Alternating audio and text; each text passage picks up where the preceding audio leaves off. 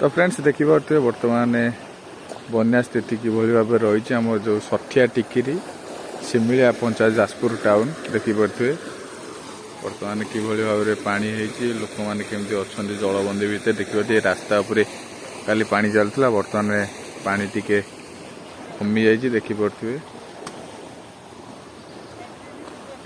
ये रास्ता उपरे केते पानी चलता केमती धोई नहीं जाइए रास्ता देखो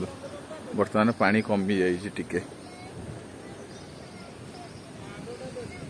देखो बर्तमान आगू कि भाव में लोक सतर्क सूचना देवाई रास्ता गाँ तरफ बंद करा देखिपे से बाउंश बंधा कि किभली भाव में खाई जाइए देखु ये जो देखुं से पटे हूँ बुढ़ा नई ये बुढ़ा नईर पानीटा जिते बढ़ुची पाखापाखि इे 10 ରୁ 12 खंड गाँ जल प्रभावित होती देखिपे रास्ता बंद